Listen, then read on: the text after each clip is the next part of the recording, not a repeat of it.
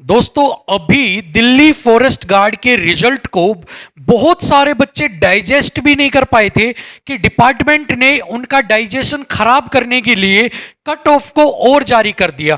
आनन फानन के अंदर डिपार्टमेंट की तरफ से दिल्ली फॉरेस्ट गार्ड की कट ऑफ जारी की गई, जिसके अंदर बताया गया है कि आपके डिफरेंट डिफरेंट कैटेगरीज की कट ऑफ कितनी गई है। अगर कट ऑफ को एक बार यहां पर देखकर कट ऑफ की एक बार बात करें तो अनरिजर्व कैटेगरी की अगर मैं बात करता हूं तो 200 नंबर जो है यहां पर कट ऑफ गई है। और यहां पर आपकी जानकारी के लिए मैं बता देता हूं कि जो नंबर थे, एग्जाम कितने नंबर का था वो भी यहां पर 200 नंबर का था। सो डिपार्टमेंट की तरफ से जो कट ऑफ गई है अनरिजर्व की वो गई है 100%।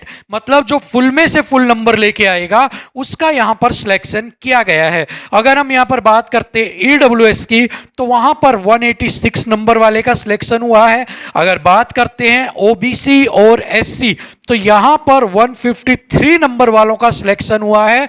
अगर बात करते हैं एसटी तो यहां पर 147 और ईएसएम एक्स सर्विसमैन की बात करें तो 97। ठीक है, ये कट ऑफ है जो डिपार्टमेंट ने कहा है कि हमने इतने नंबर वाले बच्चों को लिया है और इतने नंबर वाले जिनके भी नंबर हैं उन सबका सिलेक्शन हो गया है, जो इनके नीचे हैं उनका सिलेक्शन नहीं हुआ है। सो यहां पर डिपार्टमेंट ने 200 नंबर वाले 88 बच्चे जो थे वो ऑलरेडी सिलेक्ट कर लिए हैं और यहां पर उनका जो नंबर है वो 200 नंबर तक है 88 बच्चों के। ठीक है, सो यहां पर अभी जैसा कि पीछे हमने डिस्कस किया था कि कुछ चीजें हमारे डाइजेस्ट नहीं हो रही हैं। ठीक है, और उन्हीं के बीच में एक और चीज है जो खलबली मचाती है, वो है कट ऑफ अनरिजर्व की 200 जाना। ठीक है, जहां पर हम एक्सपेक्ट कर रहे थे कि जो ये वाली कट ऑफ है ओबीसी वाली, इससे हम एक्सपेक्ट कर रहे थे कि 160 तक अगर हम मान के भी चले तो हम अनरिजर्व के एक्सपेक्ट कर रहे थे। बट डिपार्टमेंट ने तो सारे रिकॉर्ड तोड़ते हुए पूरे 200 में से 200 नंबर जो लेके आएगा उसके लिए यहां पर क्राइटेरिया सेट कर दिया है। इवन अगर यहां पर हम बात करें 200 नंबर लाने की तो 200 नंबर के साथ यहां पर मैं बता देता हूं जो एग्जाम था वो 2 घंटे का था। एग्जाम का जो स्टैंडर्ड था वो डिफिकल्ट भी था और मॉडरेट भी था। इजी भी कुछ शिफ्ट में देखने को मिला बट मॉडरेट लेवल का एग्जाम था। पेपर लेंथी था, साथ में ही नेगेटिव मार्किंग 1/3 की यहां पर आपको देखने को मिली थी। तो जब 1/3 की नेगेटिव मार्किंग होती है, टाइम लिमिट आपके पास है, 200 नंबर का पेपर है, तो आप 200 में से 200 नंबर कैसे लेके आ सकते हैं? ये यहां पर एक सवाल है जो डिपार्टमेंट को इसका जवाब देना चाहिए। ठीक है, डिपार्टमेंट ने बहुत दिमाग लगाकर 200 में से 200 की जो कट ऑफ है उसको यहां पर पब्लिश कर दिया है, जो कि क्वाइट इंपॉसिबल लगती है कि 200 के पेपर में से 200 की कट ऑफ कैसे आपकी जा सकती है। क्या सभी बच्चे इतने बुद्धिजीवी हैं कि उनके 200 में से 200 नंबर आए हैं, या फिर आपने उनके नंबर कम थे और उनको 200 लगा दिए किसी तरह सिलेक्शन दिलवाने के लिए? ठीक है, ये तो सारी बातें हो गई कट ऑफ की। अब बात करते हैं जो मेन मुद्दे की बात है कि भाई आखिर हम डिपार्टमेंट से चाहते क्या हैं। ठीक है, और जो हम चाहते हैं वो डिपार्टमेंट हमें देगा कैसे?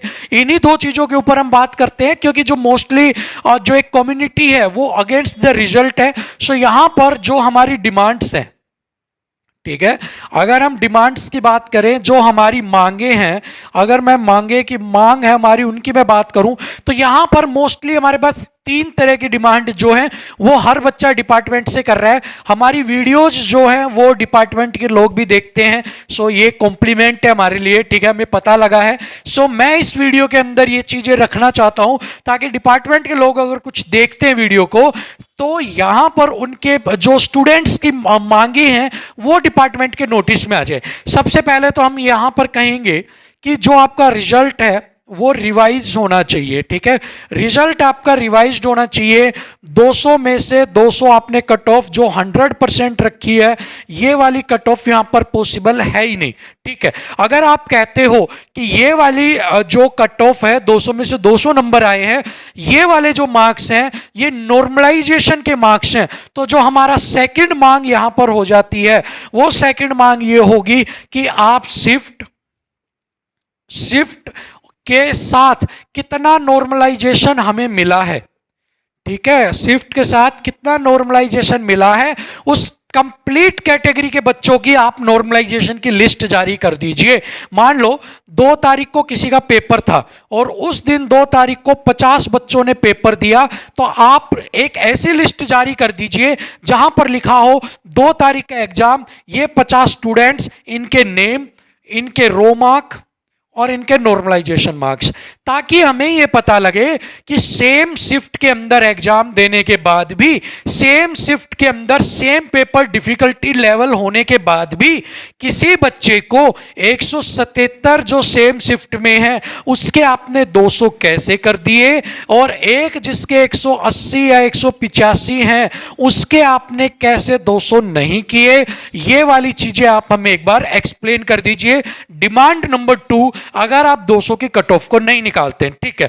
तीसरी जो हमारी है मांग, तीसरी मांग हमारी ये है कि जो फिजिकल है उसके लिए 3 टाइम्स जो स्टूडेंट्स हैं उनको आप बुला लीजिए। आपने बिल्कुल 211 बुलाए हैं, हमें कोई आपत्ति नहीं है, लेकिन हमें आपत्ति ये है कि आप इसमें से, हम सिर्फ एक ये कहेंगे कि आप 3 गुना बुला लीजिए, क्योंकि 211 पोस्ट पर आपने 211 बुलाने का मतलब कहीं ना कहीं हमें यह लगता है कि आप अपने आप लिस्ट भी तैयार कर चुके हो, आप अपने आप उन बच्चों को एक तरह से ज्वाइनिंग ही दे चुके हो, क्योंकि 211 बच्चों में से जो फिजिकल को पास करेंगे, ठीक है।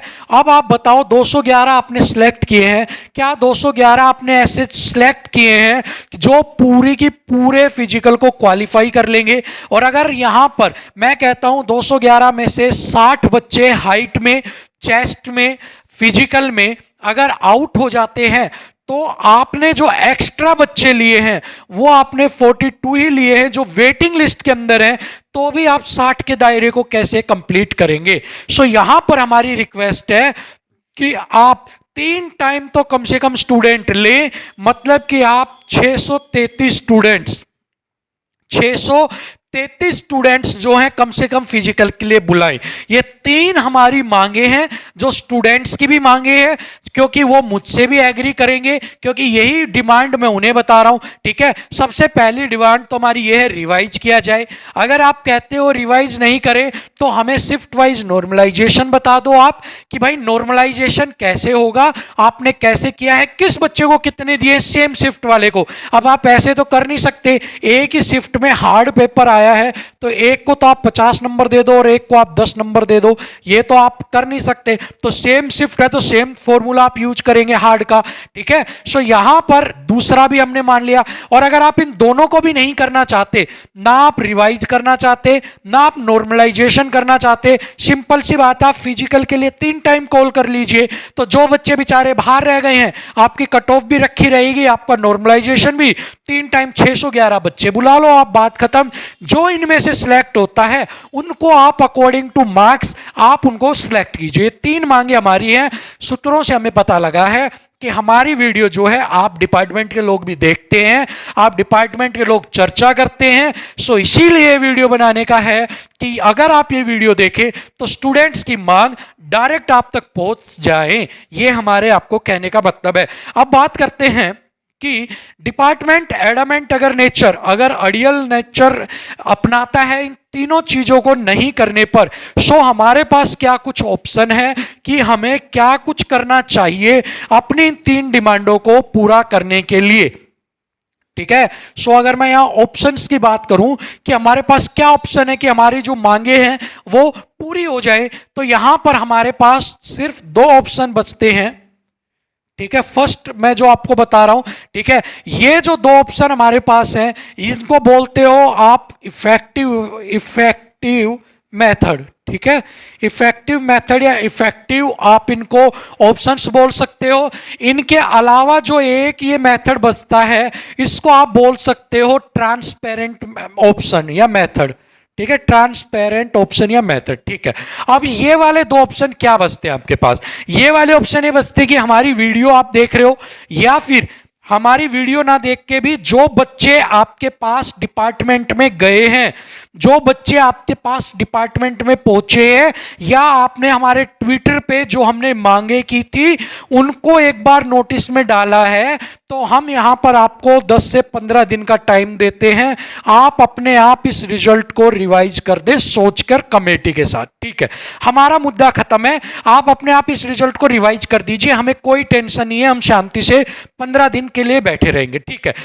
ये ऑप्शन अगर आप रिवाइज नहीं करते हैं, आप ये कहते हो कि हम ये रिजल्ट को एज इट इज रखेंगे, देन हमारे पास जो ऑप्शन रहेगा वो रहेगा कि हम कोर्ट केस के अंदर, ठीक है, कोर्ट केस के अंदर जाएं और वहां पर हम अपने सबसे पहले तो जो आपका रिजल्ट है इसके ऊपर स्टे ले, ठीक है। स्टे लेने के बाद हम अपना दूसरा जो रिजल्ट है उसको रिवाइज करवाएं, ठीक है।